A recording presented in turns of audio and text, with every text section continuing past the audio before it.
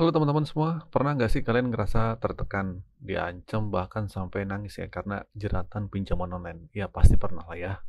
Karena kalian menonton video ini, pasti kalian sedang merasakan jeratan hutang di pinjaman online.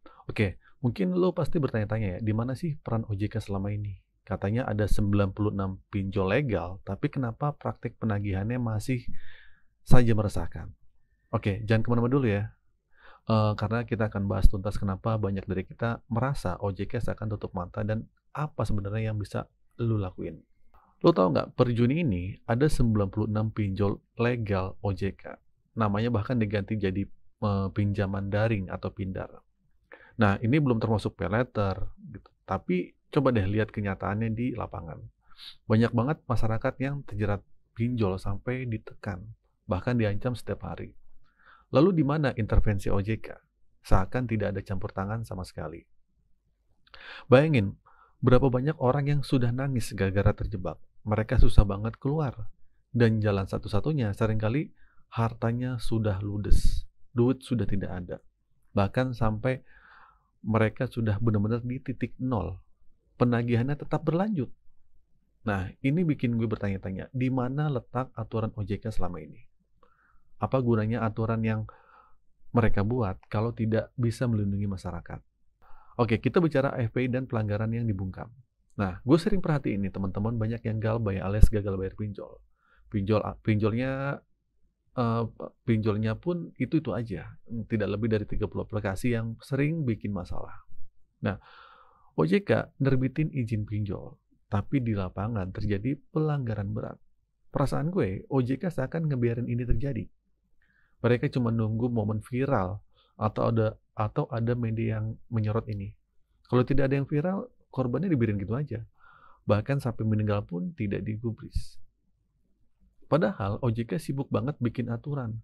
Mulai POJK, apalah dan sebagainya. Nah, aturan tentang bunga juga, denda keterlambatan, biaya layanan, sampai mekanisme penagihan. Tapi OJK tidak sadar atau pura-pura tidak tahu kalau bahkan tidak mau tahu kalau praktik-praktik yang dilarang itu masih terus dilakukan sama pinjol. Nah, masyarakat tidak punya akses buat ngelacak nomor penagih. Ketika kita ngelaporin keluhan ke OJK, mereka cuma ngelempar ke pihak aplikasi masing-masing. Harusnya ketika masyarakat ngelaporin ke OJK, jangan cuma dilempar ke aplikasi. OJK itu harus didampingi debitur dan ngelakuin penyelidikan internal. Ini baru namanya bener.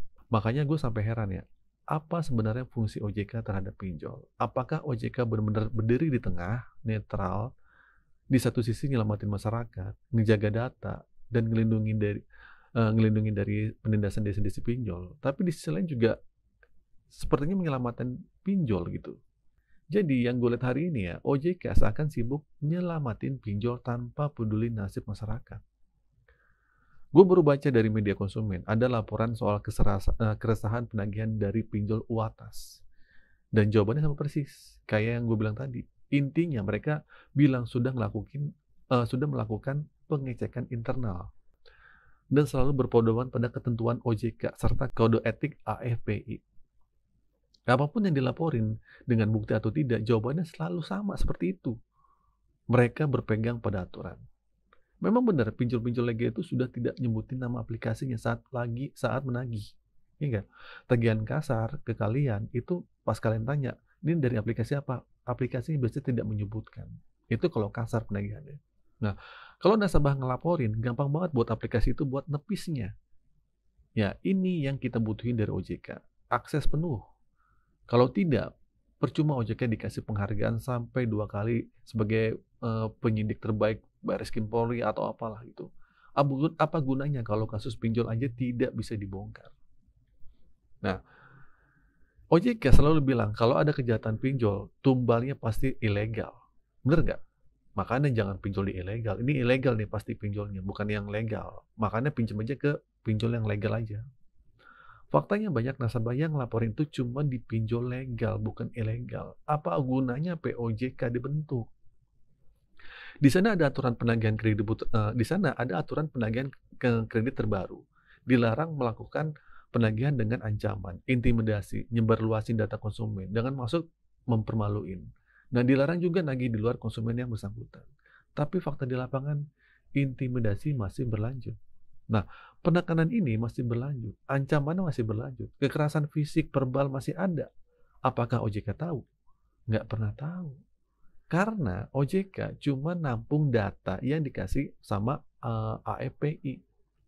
OJK tidak mau nyari fakta yang terjadi di lapangan. Nyatanya orang yang sudah minjam di pinjol resmi, OJK pun bisa tetap kesusahan. Bunga tinggi, biaya keterlambatan besar, potongan biaya layanan besar, penagihan tidak beretika. Ini pasti mereka dapetin, asal sudah minjem ke pinjaman online. Di mana letak POJK ini, ya nggak? Nah, OJK nyampein dengan tegas bahwa satu orang cuma boleh minjam di 3 aplikasi pinjol. Faktanya di lapangan masih banyak satu orang yang minjam lebih dari 10 aplikasi pinjol. Nah, sebenarnya ini dibilang buat masyarakat atau buat pinjol? Setahu gue itu diperuntukkan buat pinjol. Harusnya pihak pinjol tidak nyairin lagi pinjaman kalau sudah nyampe batas. Nah, kenyataan yang terjadi, mereka tetap nyairin. Nah, ini sebenarnya OJK maunya kayak apa? Ngebiarin masyarakat nyari solusi sendiri buat mereka berhenti selama bayar, atau nyuruh masyarakat minjam sebanyak-banyaknya, atau tidak perlu dibayar lagi. Kalau OJK lepas tangan, masyarakat tertindas habis-habisan, takutnya ini bakal muncul niat buruk dari masyarakat. Mereka akan minjam sebanyak-banyaknya, dan mereka tidak mau bayar. Akhirnya ada yang disebut dengan gerakan gagal bayar. Nah, bagaimana tanggapan OJK nanti? OJK jangan lepas tangan dalam hal ini. Nah, begitu juga sama AFPI. Harus ditinjau ke lapangan. Ini jalannya tuh belum normal. Jalannya belum maksimal. Masih banyak penyimpangan di lapangan. Masih banyak mekanisme pinjol yang harus diperbaiki. Faktanya, sebanyak itu aturan OJK, tapi praktek di lapangan tidak begitu diikuti. Intimidasi, penekanan, ancaman fisik, verbal masih ada. Masih saja tidak tersorot, bahkan tidak viral. Baru viral dulu, baru OJK hadir. Berarti OJK nunggu momen mati dulu, baru boleh bertindak. Nah, jadi gitu teman-teman ya, buat kalian yang sedang gagal bayar, posisinya sedang tidak mampu bayar, bukan sengaja gagal bayar, tenangin hati aja. Ya, kita berharap ya OJK dengan peraturannya memihaklah pada masyarakat. Banyak orang yang gagal bayar bukan karena tidak disengaja mau gagal bayar, tapi kebanyakan karena emang tidak mampu. Mereka terjebak sama sama lingkaran-lingkaran setan pinjol ini. Akhirnya masyarakat disalahin. Ya kalian harus bijak dong kalau kelola keuangan. Jangan kalau nggak mampu jangan pinjam. Akhirnya ujung-ujungnya masyarakat lagi yang disalahkan. Nah, buat kalian yang yang minjam di pinjol legal, walaupun sedang gagal bayar, tetap semangat ya. Semoga video ini bermanfaat dan menguatkan hati kalian. Akhir kata dari saya, Assalamualaikum warahmatullahi wabarakatuh.